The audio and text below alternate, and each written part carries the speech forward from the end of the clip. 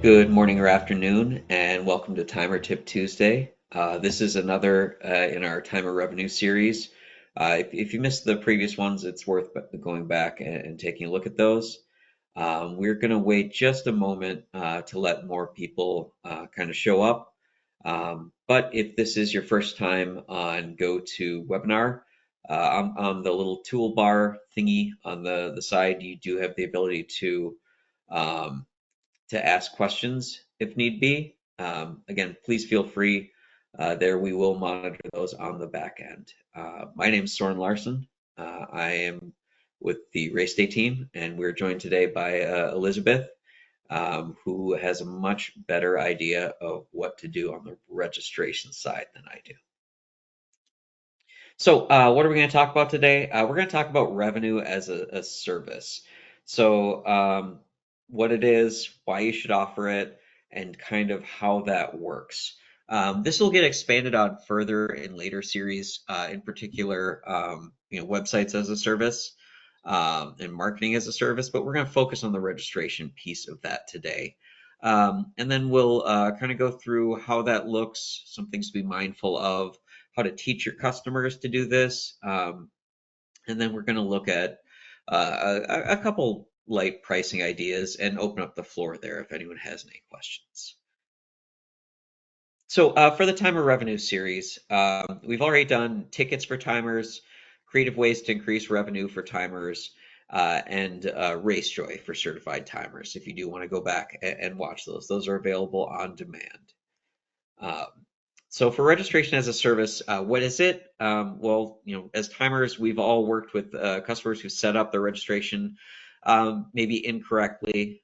Sometimes they don't, think to ask a question when they set up registration, and 30, 40 people get registered before they realize that they should be asking, oh, are you a firefighter? If there's a firefighter component, or if it's a triathlon, asking if people are going to compete in an elite division or a Clydesdale Athena division, um, or if they're using a question to identify what distance someone is doing instead of having those be separate events.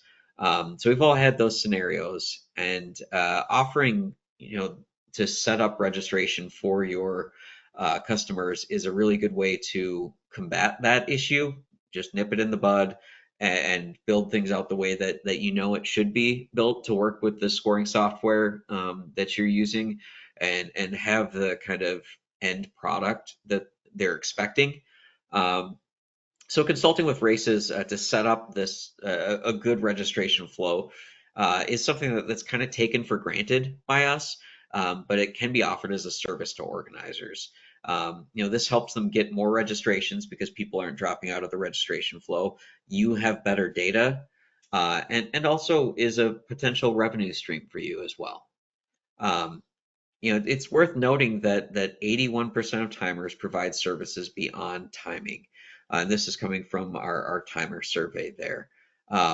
And of those, the number one thing that timers provide there that is beyond just timing is registration setup and management.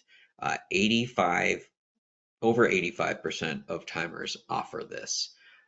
So it's something that if you're not offering, um, most others are, and it's worth having that as part of your package to be competitive. Um, and if you do offer it, just make sure that you let organizers know that's something that is part of your services. Again, why should you offer this? Get more money for better data. There's no downside there. You have better oversight of how scoring will be structured, whether that's through what specific questions that you're asking, or if the structure of their registration is usable in your scoring software. It also positions you, the timer, as the race's technology expert. You know how this works. You've seen this work 100 ways. You've seen it not work 25 ways. And you can give them good pointers on how to do this in the best possible way. It also allows you to implement registration methods that you've seen somewhere that were really cool and engaging, and help bring those to other races. And it also is a place where you can pick up potential partner revenue. If you say, hey, I've got this new race, I'm going to help you set up registration and RunSignup. That's a great way to make sure that they're using RunSignup as their registration platform. you as their timer, and that you, if you're part of the partner program, are getting that revenue. It also just makes the stickier relationship between you and the race because you're the person who helped set all of this up for them. So something to consider when you're working with your races on their registration is that you know their goals. So almost like in a sales conversation where you would ask them, what are your goals for this race? What do you struggle with? What have you struggled with in the past? And maybe even coming at it as like, I can solve some of those problems for you if you let me help you with your registration. So just some things to start with would be what type of race or event is it? And so what are they trying to get out of it? Is it a fundraising event where they're mostly focused on the donations and peer-to-peer side? Is it a competitive race of some kind, or a triathlon, a relay? Are they really team focused? Or is it just kind of a regular community 5K? RunSignup has tools for all of this, and we can help train you and your race on all of that. But having that first conversation with the race to figure out what their needs are and what their ultimate goal is important when you're working with them on this. So some best practices that we recommend for every single race are here on this slide. These are actually features that we auto-enable for new races that come through the race wizard for the first time. So if you are working with an existing race that's already on RunSignup, they may not have all of these on, but we do recommend them for those new races, and they have to actually turn them off if they don't want to use them. So the first one is referrals. So this is our referral program where you can set it up to offer a refund automatically or some kind of swag reward for participants that refer more than a certain number of people. So the most common program, because it's the default, is for every 5 referred registrations, you get $20 back. So I put an example of that, but you can do different programs. You can stack them, so you could have the race offering, an additional item at 10 referred registrations. Some races have a lot of success with this, so they stack those rewards. Another one is insurance. So RunSignup has a partnership with a company called Protect, and the actual insurance policy is through FanShield, which is just one of their products. And this is another no-brainer feature because it brings in revenue for the race. They get 20% of all the premiums sold for their race. And it also helps their participants feel protected because these insurance policies cover their registration. So if they get injured, if they break an ankle, or if they have another qualified conflict like a work assignment or something that causes them to miss the race, they can get their money back from the insurance company. So it's a really nice marketing feature. It helps the race protect themselves from having to do refunds or have awkward conversations about why they're not doing refunds. And then the last one is price increases. We have an automated email for this. So if you set up price increases for your race, it will actually help you set it up so that those emails go out on the day before those price increases to incentivize people to register early. So this is another conversation to have with the race. If they haven't done price increases in the past, or if they're just charging one price up until race day, you could talk to them about why it might be a good idea to charge a certain amount up until a certain date and then have a price increase date so that you can get some more early registrations and plan your race numbers a little bit better.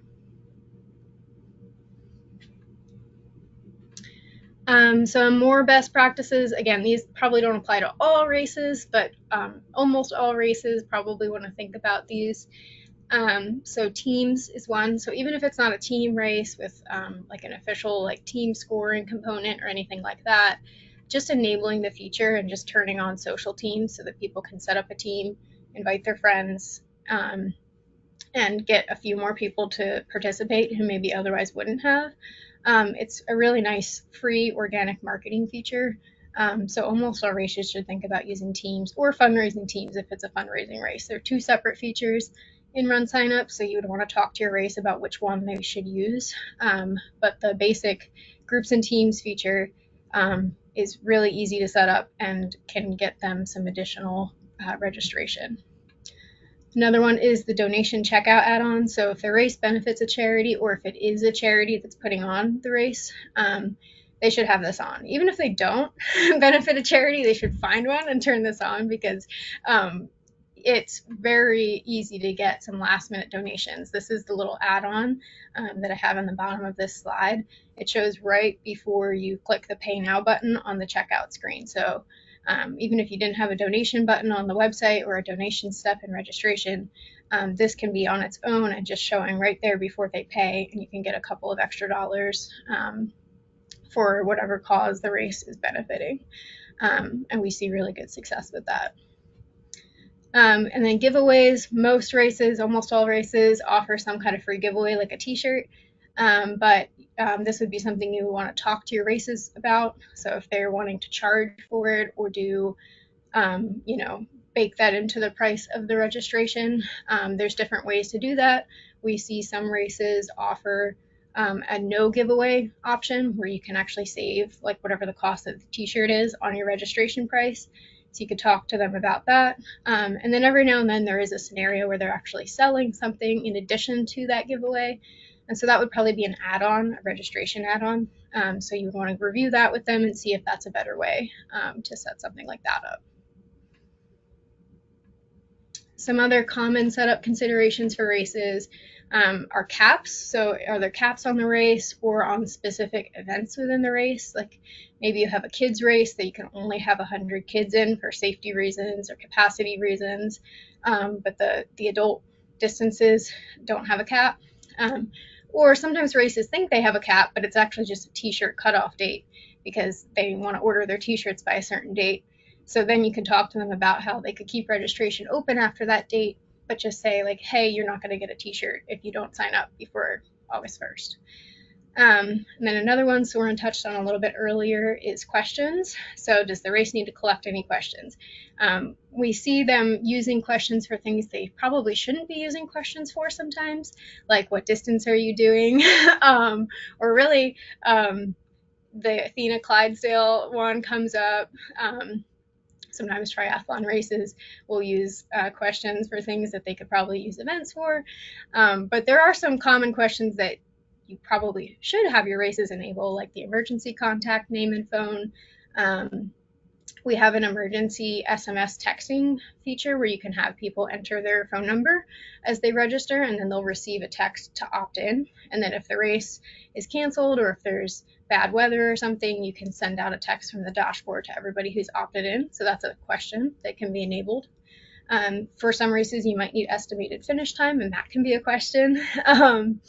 So just thinking through what should be a question, what should be a separate event or some other, collection method. And then a couple of reminders on that is that friends don't let friends use the essay question type. We have it because there's some legacy content in there. We don't want to delete anybody's data, but you really shouldn't be setting up a new question using that essay question type. There's a really nice text question type that you can use for anything you think you need essay for. The essay questions can't really be reported on very easily, and there's really no reason to be using those. They don't show in the check-in app. It's just not a good question type. Also, checkbox questions where people can mark more than one response can't be used for anything for timing. So you need to remind your races if they're using that. They probably shouldn't be, but they definitely shouldn't be using it for anything that you need as a timer when you pull the data out of RunSignup. So we have yes or no, we have radio, we have select menu, we've got so many other options. And if they are using question for scoring, something like, are you a firefighter? If they have a separate firefighter, result set, you'll probably be talking to them about that anyway, and you can steer them to those question types.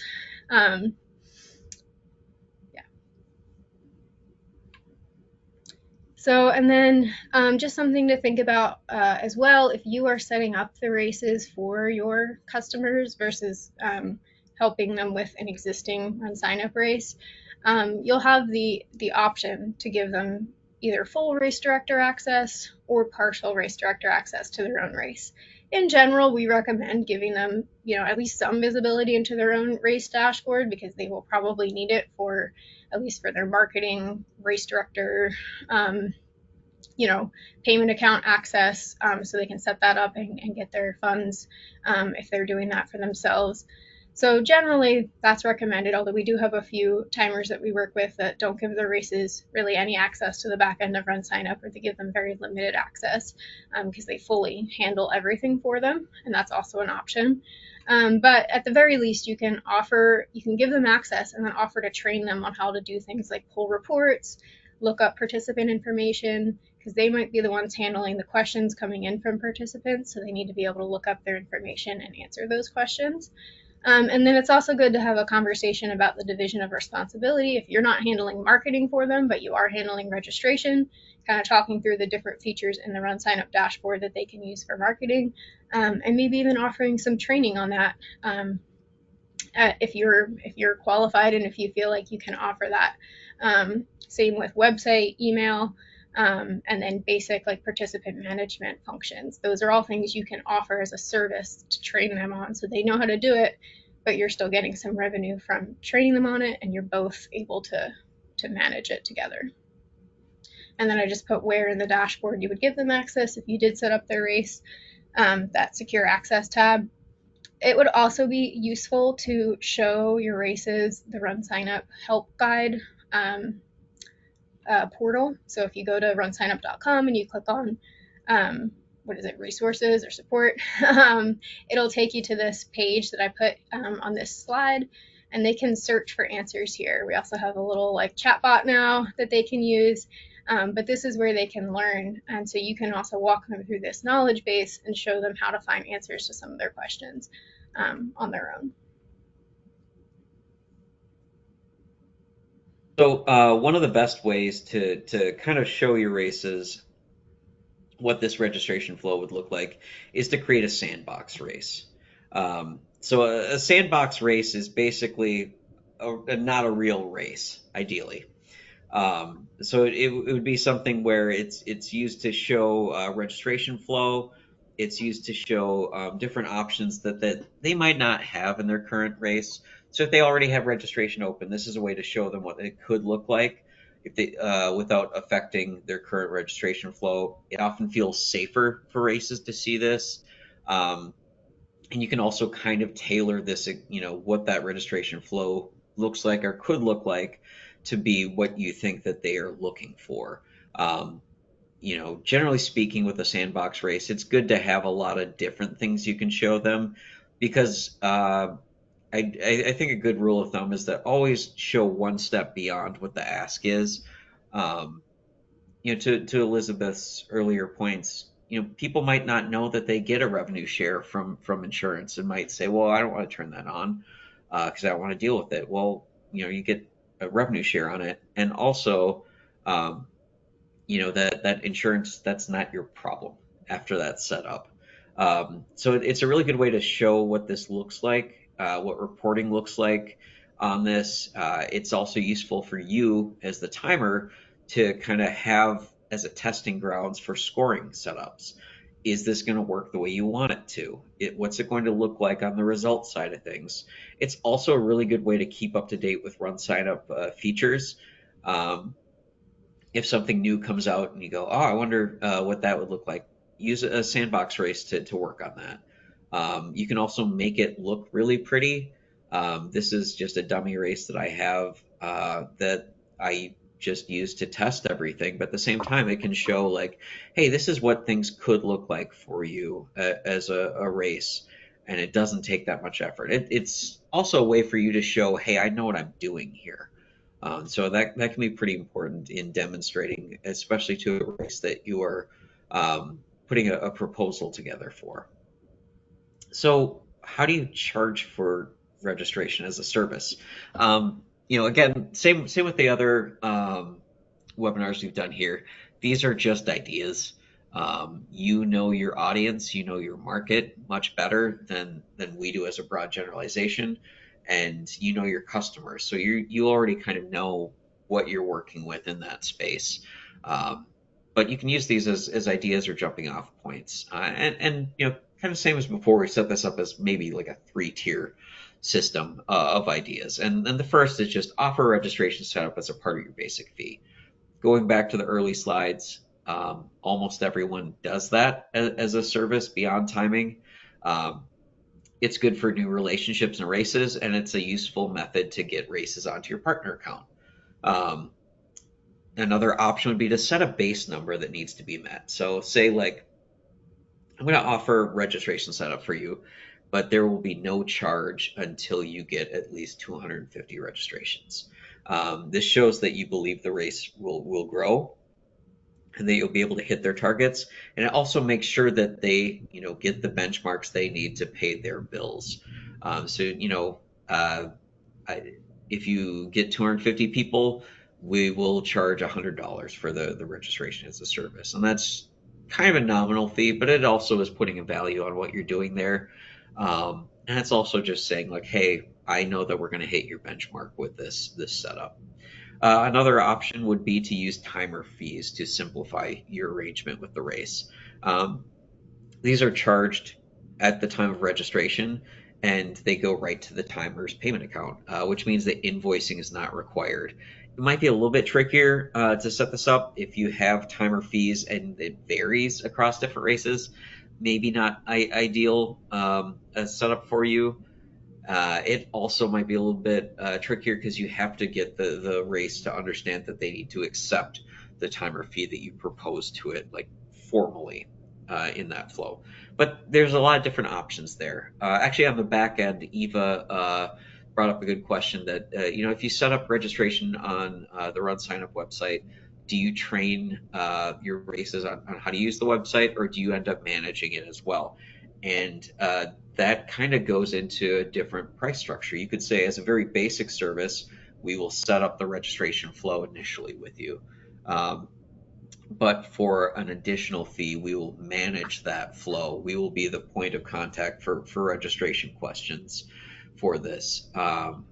Both are viable options. And again, like this is a very broad topic. You might have an organization that is run by a single volunteer that just doesn't have the bandwidth to do that, and might be more interested in paying for that to be managed by the timer. On the other hand, you might have an organization that has a dedicated staff member who monitors that as part of their day to day, and maybe setup is more of a consultancy and less of a ongoing process. So it does vary a little bit there. So if you're wondering kind of how to dive a little bit further into all of this, the RunSignup timer certification is a great way to do that. As you may know, we have the RunSignup certification program with 4 different certificates. One of them is RunSignup timer certification, which is on the platform itself, on the setup of registration, on participant management and reporting. So training on registration and marketing tools are a part of that. Once you complete that, there is a quiz and you will get a badge for RunSignup certified on completion. And a reminder that if you as a timer get all 4 badges, you show up first in the timer searches. So let's open the floor up. Are there any other questions going on? No other questions right now. Give everybody a second. Okay. Put them in. Yeah, we'll sit here for a moment. But this important thing to keep in mind with this, as far as like, well, when's the right time to do this? Well, certainly before someone opens registration is the best time. Same as planting a tree. Best time to have done it years ago. Second best time now. And again, like keep in mind that with RunSignup and participant management options, you can let your participants go back and add answers to questions that weren't asked at the time that they registered. You can also do some decent backfill management on the reporting on these things. So if you see something in the registration flow when you jump on as a timer or when you're kind of auditing things, definitely address it. But again, like this kind of speaks to you, the timer, as the technology expert, making sure that your race is getting the setup that they need to have the outcome they need. So if there's no other questions, I'll just leave this note here. We have a Timer Tip Tuesday of Marketing as a Service on July 22nd. And then just another reminder that you will get a recording of this webinar, as well as a slide deck later on. All right. Thanks, everybody. Have a great day. Now Joel here, one of our developers, has something he wants to say. Like and subscribe. Don't forget to smash that like and subscribe button. Hello, Internet. I'm here. I should just have you record that for all the videos.